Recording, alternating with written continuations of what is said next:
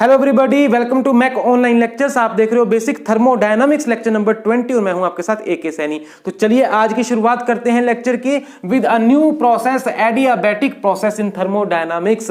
देखिए ऑलरेडी मैं 3 प्रोसेसेस को अच्छे से डिस्कस कर चुका हूं एक एक लेक्चर में। Lecture number 17, lecture number 18, lecture number 19। क्या क्या देखा हमने उनमें? रिस्पेक्टिवली हमने देखा कांस्टेंट वॉल्यूम प्रोसेस को, कांस्टेंट प्रेशर प्रोसेस को और कांस्टेंट टेम्परेचर प्रोसेस को। ठीक है, हमने अच्छे से क्लोज सिस्टम वर्क ट्रांसफर को भी स्टडी किया। और आज के इस लेक्चर में मैं 4th प्रोसेस डिस्कस करने जा रहा हूं, एडियाबैटिक प्रोसेस, और उसमें कितना क्लोज्ड सिस्टम वर्क ट्रांसफर होता है जिसको नॉन फ्लो वर्क ट्रांसफर आप बोलते हो, वो भी हम देखेंगे। लेकिन उससे पहले यह जानना तो जरूरी है ना कि भाई एडियाबैटिक प्रोसेस कहते किसको हैं, कौन सी होती है एडियाबैटिक प्रोसेस। और उसको समझाने के लिए हम फिर से चलते हैं अपने उसी चार्ट में, P वर्सेस V यानी pressure versus volume thermodynamic chart में। ठीक है जी, मान लो कोई एक सिस्टम है आपके सामने, और सिस्टम क्या होता है आपको अच्छे से पता है, पिछले सारे लेक्चर्स उठा के देख लेना, एक एक पॉइंट को मैंने आपको समझाया है। ठीक है, अब उस डिस्कशन में दोबारा से हम नहीं जाएंगे क्योंकि हम एक सीरीज में चल रहे हैं। ठीक है ना, आपका एक एक कॉन्सेप्ट क्लियर हो रहा है, लेकिन सीरीज में आपको चलना पड़ेगा। लेक्चर्स उठाकर जरूर देखिए आप डिस्क्रिप्शन बॉक्स में जाके।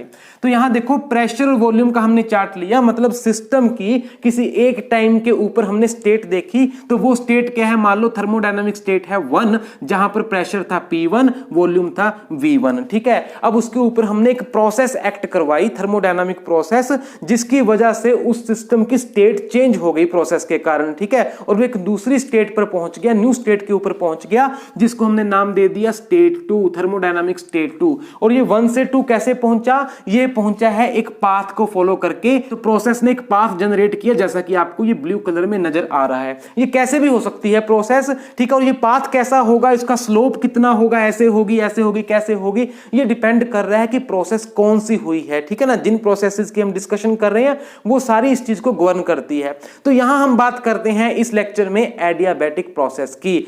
एडियाबैटिक प्रोसेस का मतलब है कि जब ये प्रोसेस चल रही है और आपको स्टेट 1 से स्टेट 2 तक ले गई आपके सिस्टम को, तो उस पूरे पाथ में क्या हुआ? हीट इंटरेक्शन नहीं हुई सिस्टम और सराउंडिंग के बीच में, हीट इंटरेक्शन 0 रही। ये कैसे संभव है? मान लो आपका ये कोई सिस्टम है, दिस इज नाउ इंसुलेटेड, हमने इसको इंसुलेट कर दिया, थर्मली इंसुलेट कर दिया हमने इसको। ठीक है, this is thermally insulated system. और उसका मतलब क्या है? इस सिस्टम में से कोई भी हीट बाहर नहीं जा सकती। Q is the heat transfer. ठीक है, सो सिस्टम से सराउंडिंग में हीट कितनी गई?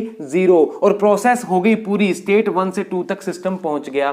ठीक है, और ना ही बाहर से कोई हीट सिस्टम के अंदर आ सकती है, दिस इज ऑल्सो 0। सिस्टम से सराउंडिंग में या सराउंडिंग से सिस्टम में कोई हीट इंटरेक्शन नहीं हुई, उसको हम कहते हैं एडियाबैटिक प्रोसेस। पूरी प्रोसेस के दौरान कोई हीट ट्रांसफर नहीं हुई। ठीक है ना, बाकी सब कुछ होता चला गया, प्रेशर चेंज होता गया, वॉल्यूम चेंज होता गया, जो होना था हुआ, वर्क ट्रांसफर भी होना था हुआ, लेकिन हीट की बात हम करते हैं भी, हीट इंटरेक्शन कोई नहीं हुई। सो थर्मली इंसुलेटेड जो आपका सिस्टम है, ठीक है, उसके ऊपर जब प्रोसेस हो रही है तो वो क्या है? एडियाबैटिक प्रोसेस है। तो ध्यान दीजिए, adiabatic process means no heat transfer between system and surrounding, that's it. अच्छा, अब किसी भी सिस्टम के ऊपर आप एक एडियाबैटिक प्रोसेस करवा दो तो वो कोई ना कोई पाथ तो इस तरह से फॉलो करेगी ना। वो जो भी एक पाथ फॉलो करेगी, अगर हम मैथमेटिक्स की नजर से उसको देखें तो वो एक कर्व ही तो है, और वो कर्व कोई ना कोई एक मैथमेटिकल इक्वेशन को फॉलो कर सकता है। ये तो आप समझते ही हो ना, क्योंकि हर चीज की कोई ना कोई एक इक्वेशन होती है। सर्कल की इक्वेशन है, एलिप्स की इक्वेशन है, पैराबोला की इक्वेशन है, तो हर कर्व की कोई ना कोई इक्वेशन है। तो यहां पर भी जो आपके पास एक कर्व आ रहा है, इसकी कोई ना कोई इक्वेशन तो होगी ना। और यहां पर ये जो कर्व है, ये किन 2 पैरामीटर्स के बीच में है? इस तरफ तो है प्रेशर, इस तरफ है वॉल्यूम। ये दोनों आपस में हिलते जुलते चले जा रहे हैं ना, जैसे जैसे इक्वेशन आगे बढ़ रही है। सो P और V के बीच में कोई ना कोई इक्वेशन है। ठीक है जी, हम इसको मैथमेटिकली मॉडल में डाल सकते हैं। ये जो हमारी इक्वेशन है, ये कुछ इस तरह से मैथमेटिकल इक्वेशन को फॉलो करती है, PV पावर सम कांस्टेंट, उस कांस्टेंट का नाम हम रख देते हैं गामा। ठीक है, ये हमने एक सिंबल यहां पे यूज किया, gamma, PV, V raise to power gamma, सिर्फ V की पावर हमने गामा की, that is equal to C means constant. ठीक है, तो ऐसी कुछ इक्वेशन को ये कर्व फॉलो करता चला जाएगा मैथमेटिकली अगर हम देखें। तो देखिए एडियाबैटिक प्रोसेस की जो मैथमेटिकल इक्वेशन है, that is is P V raise to power gamma is equal to constant. और ये जो गामा आ रहा है इसको हम नाम दे देते हैं एडियाबैटिक इंडेक्स। एडियाबैटिक प्रोसेस का एक इंडेक्स है जिसको हम कह देते हैं गामा। ध्यान दीजिए, एडियाबैटिक इंडेक्स।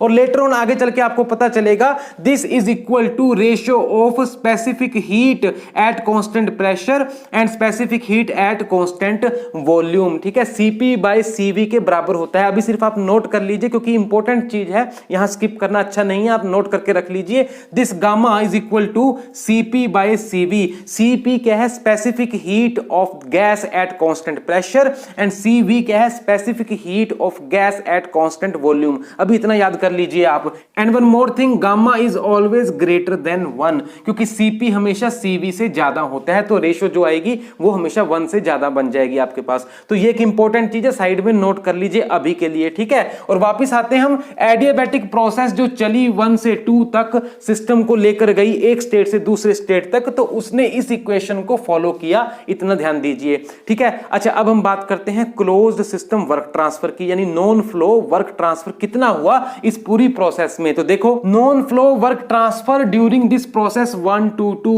ठीक है, इसको हम बोल देते हैं W1 to 2 और ये किसके बराबर होगा? This will be equal to integration of PdV। अब ये कहां से आया ये पूछने की कोई बात ही नहीं है क्योंकि इसी को लेके तो हम बार बार सॉल्व कर रहे हैं ना हर चीज को। ठीक है, इनफैक्ट मैंने आपको ये डेराइव भी करके दिखा दिया है, पिछले लेक्चर्स में जाकर देखिए डिस्क्रिप्शन बॉक्स में। तो ये फॉर्मूला फिर से यहां पर एप्लीकेबल होगा। और लिमिट्स क्या होंगी? वॉल्यूम की लिमिट है, देखिए DV, V stands for volume. अब पूरी प्रोसेस में वॉल्यूम कहां से कहां गया? वॉल्यूम गया 1 से 2, दैट मींस V1 से V2, V1 से V2। तो यहां आप लिमिट्स डाल सकते हो V1 से V2। ठीक है जी, ध्यान दीजिए आपके पास ये जो P है प्रेशर है। ठीक है, pressure is depending upon volume, क्योंकि जैसे जैसे वॉल्यूम चेंज करता चला जा रहा है इस प्रोसेस में, प्रेशर भी तो चेंज करता चला जा रहा है ना। तो प्रेशर तो वॉल्यूम का ही एक फंक्शन है। और वो कैसे आपस में रिलेटेड है वो देखो, आपको ये इक्वेशन बता रही है यहां पर, PV raise to power gamma is constant. ठीक है, अगर ये इक्वेशन को हम ध्यान से देखें, सो फ्रॉम दिस इक्वेशन, ठीक है, you conclude that P is equal to this constant divided by V raise to power gamma, V raise to power gamma. ठीक है, V अलग है, गामा अलग है। V is volume, gamma is adiabatic index. और कांस्टेंट को सपोज हम कोई नाम दे देते हैं, सपोज K। ठीक है, K by V raise to power gamma. तो P और V इस तरह से आपस में रिलेटेड हैं, आपको समझ में आ रहा होगा। तो हम क्या करते हैं, P is equal to K by V raise to power gamma, यहां पे सब्स्टिट्यूट कर देते हैं। देखो, so this is equal to integration V1 से V2 तक, P की वैल्यू हम लिख देते हैं K by V raise to power gamma. ठीक है, and then it is dV। अब इस इंटीग्रेशन को हमने सॉल्व करना है। उससे पहले हम क्या करेंगे, K क्योंकि कांस्टेंट है, इसको हम इंटीग्रेशन साइन से बाहर ले आते हैं। K is constant. ठीक है, सो K आ गया इंटीग्रेशन साइन से बाहर, and inside the integral sign it is V1 to V2 limits and 1 by V raise to power gamma. ठीक है, इस चीज की हम इंटीग्रेशन करेंगे with respect to V। So it is equal to K।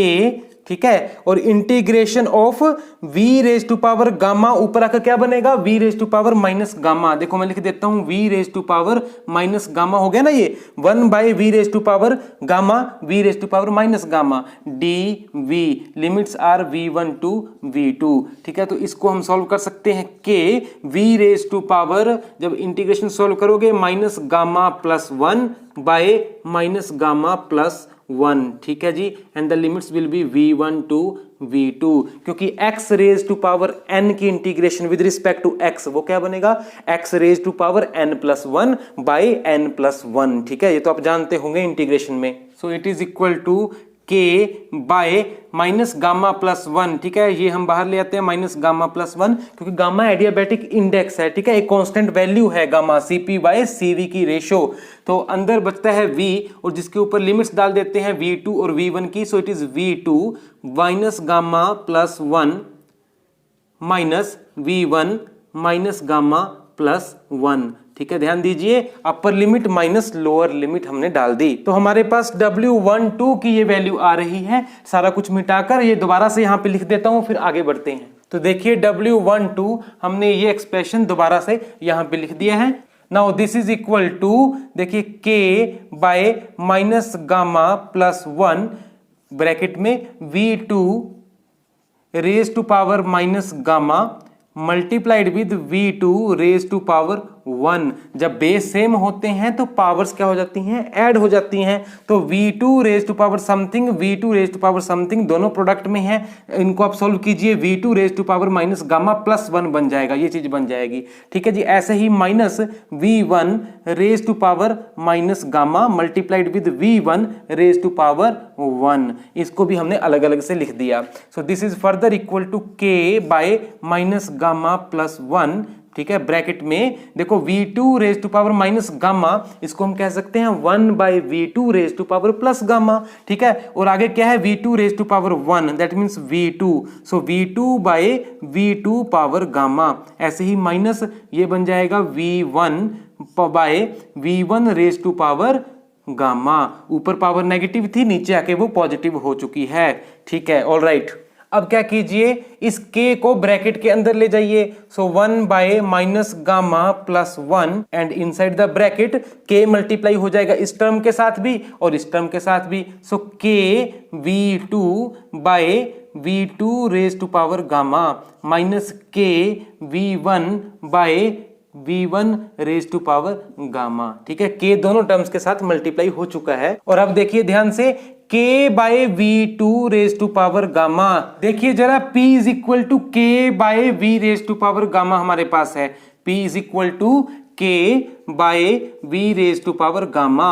ठीक है, यहां से अगर आप p2 देखना चाहते हो सो वो क्या बन जाएगा, that will be k by v2 power gamma. ठीक है ना, k2 लिखना तो मीनिंगलेस है क्योंकि k तो कांस्टेंट है, पूरी प्रोसेस के लिए वो कांस्टेंट हो गया ना। ठीक है, k में कोई चेंज नहीं है, k1 k2 लिखना बेकार है। ठीक है, k इज k। ऐसे ही गामा जो है वो भी कांस्टेंट है, सो गामा 1 गामा 2 ऐसा कोई मैटर नहीं करता इस चीज में। So p2 is equal to k by v2 gamma, क्योंकि pressure p1 p2 p3, volume v1 v2 v3 इस तरह से चेंज हो रहा है। ठीक है, ऐसे ही अगर आप p1 लिखना चाह रहे हो that will be k by v1 raise to power gamma. ठीक है, तो यहां देखिए हमारे पास k by v2 gamma, k by v2 power gamma that is equal to p2। तो हम यहां पे सब्स्टिट्यूट कर देते हैं 1 बाय माइनस गामा प्लस 1। ठीक है, k by v2 raise to power gamma क्या है, p2, so p2 into v2 minus now k by v1 raise to power gamma, देखो k by v1 raise to power gamma है p1 के बराबर, so p1 into v1 which is further equal to, देखो p2 v2 minus p1 v1, अगर हम इसको लिख दें उल्टा p1 v1 minus p2 v2। ठीक है, तो नीचे क्या हो जाएगा, नीचे भी साइन माइनस में चला जाएगा ना, माइनस गामा प्लस 1 था, ये बन जाएगा प्लस गामा माइनस 1। ठीक है, माइनस से हमने ऊपर मल्टीप्लाई कर दिया, माइनस से नीचे मल्टीप्लाई कर दिया, तो देखिए p1 v1 minus p2 v2 by gamma minus 1, ये क्या आया, ये बनता है आपके पास वर्क ट्रांसफर 1 to 2 प्रोसेस में। कौन सी प्रोसेस में, एडियाबैटिक प्रोसेस में। सो this is the important formula W1 to 2 P1 V1 minus P2 V2 by gamma minus 1। ठीक है, अगर प्रोसेस 1 से 2 चली है तो इस तरह से आप वर्क ट्रांसफर फाइंड कर सकते हो। देखिए हीट ट्रांसफर नहीं होगा एडियाबैटिक प्रोसेस में, लेकिन वर्क ट्रांसफर तो हो रहा है ना, और वही हमने कैलकुलेट किया है। क्लोज सिस्टम वर्क ट्रांसफर है ये, non flow work transfer. Where gamma क्या है, मैं फिर से बता दूं, गामा है ratio of two specific heats of the gas, specific heat at constant pressure, specific heat at constant volume, and it is always greater than 1। For example अगर आप एयर की ही बात करते हो तो गामा की वैल्यू है 1.4, याद रख लीजिए एयर के केस में गामा इज 1.4। ठीक है, इसकी कोई यूनिट नहीं है क्योंकि ऊपर भी स्पेसिफिक हीट है, नीचे भी स्पेसिफिक हीट है, तो यूनिट इसकी कुछ नहीं है, it is just a number. For air it is 1.4 standard value है, आप याद रख लीजिए। तो बहुत इंपॉर्टेंट फॉर्मूला मैंने आपको डिराइव करके बताया। नेक्स्ट वीडियो में लेक्चर नंबर 21 में पॉलीट्रोपिक प्रोसेस को डिस्कस करूंगा, उस केस में देखेंगे क्या वर्क ट्रांसफर बनता है। तो मिलते हैं नेक्स्ट वीडियो में, थैंक यू वेरी मच।